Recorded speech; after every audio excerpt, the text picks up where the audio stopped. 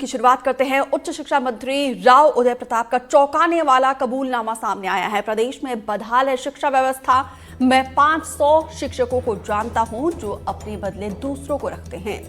अपने बदले 10-15 हजार रुपए में रखते हैं दूसरे शिक्षक। रायसेन में एक कार्यक्रम में गए थे मंत्री जी और यहाँ पे देखिए किस तरीके से चौंकाने वाला बयान दिया है।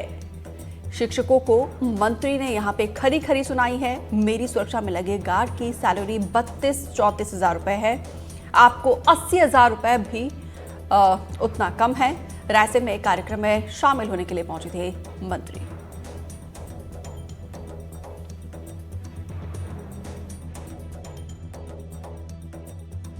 मैं 500 शिक्षकों को व्यक्तिगत रूप से जानता हूं जो स्कूल नहीं जाते, वो किराए से लगा रखे हैं लोगों ने।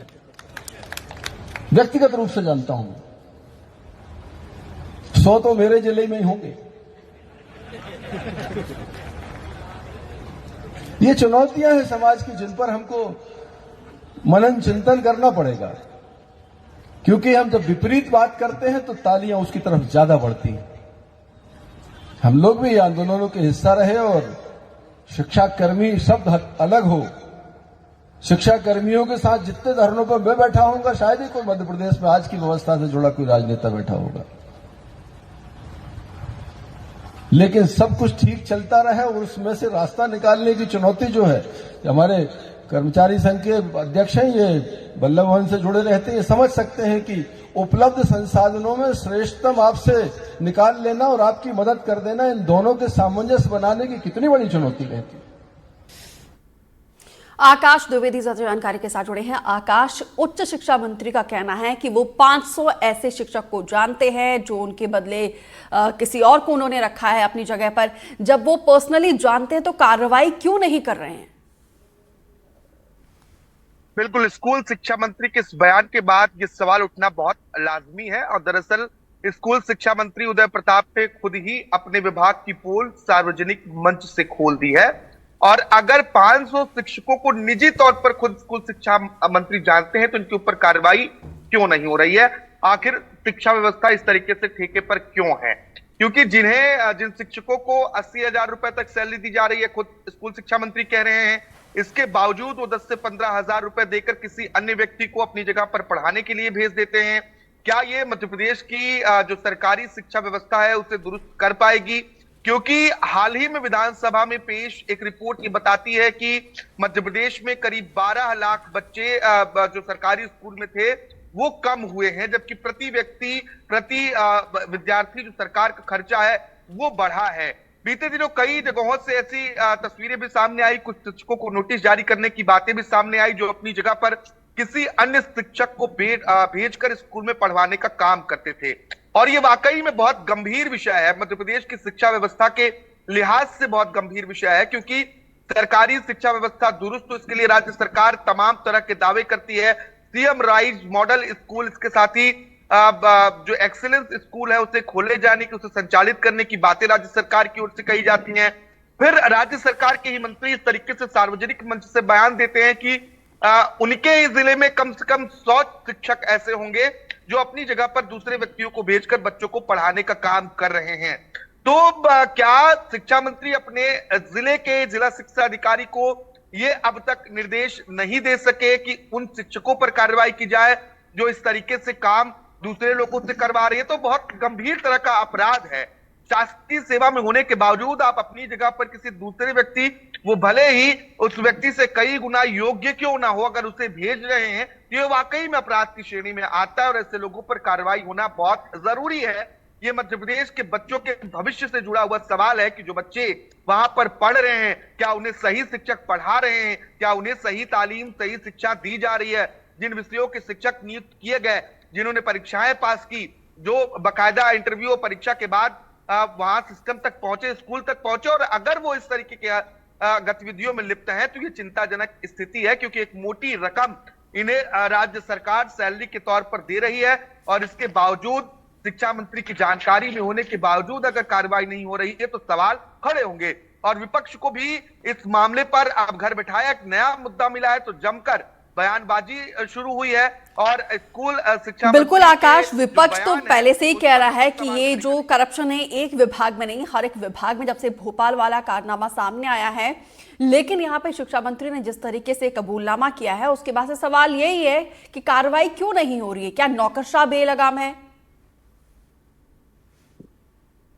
नौकर साहब बेलगाम होंगे तब हम ऐसा कह सकते हैं जब खुद स्कूल शिक्षा मंत्री को इस तरीके के आदेश उसी मंच से दे देते, उसी मंच से जहां पर वो इस तरीके की बात कह रहे थे, ये भी कह देते कि मैं अधिकारियों को ये निर्देश दूंगा कि ऐसे शिक्षकों पर कार्रवाई की जाए, और कार्रवाई तब नहीं होती तो आप सवाल खड़े कर सकते थे।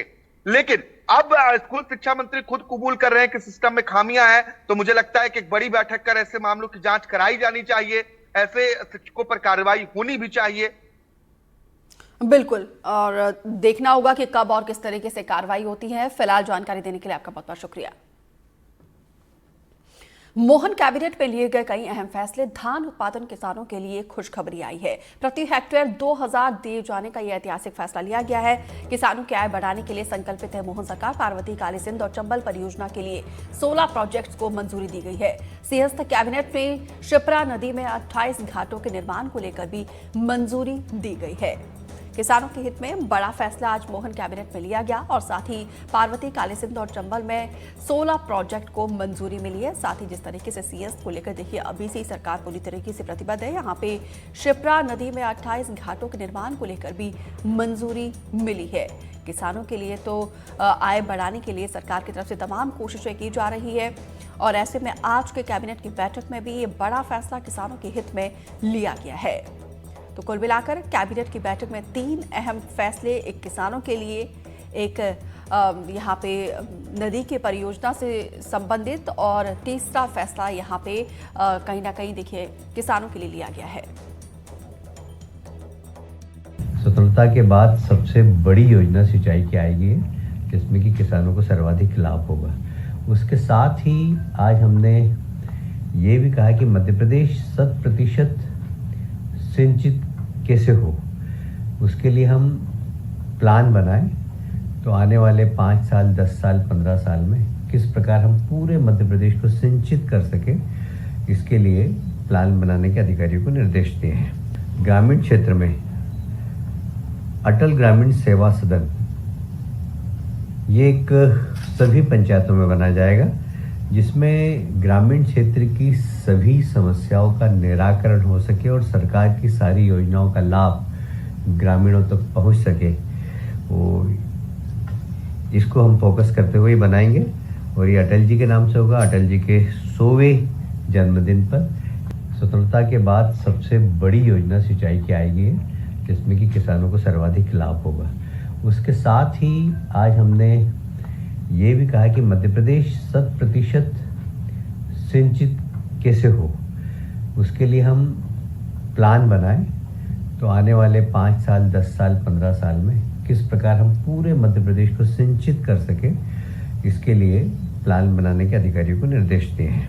ग्रामीण क्षेत्र में अटल ग्रामीण सेवा सदन, ये एक सभी पंचायतों में बनाया जाएगा जिसमें ग्रामीण क्षेत्र की सभी समस्याओं का निराकरण हो सके और सरकार की सारी योजनाओं का लाभ ग्रामीणों तक पहुंच सके।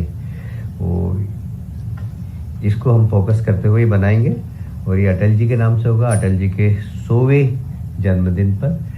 स्वतंत्रता के बाद सबसे बड़ी योजना सिंचाई की आएगी जिसमें कि किसानों को सर्वाधिक लाभ होगा। उसके साथ ही आज हमने ये भी कहा कि मध्य प्रदेश 100% सिंचित कैसे हो, उसके लिए हम प्लान बनाएं।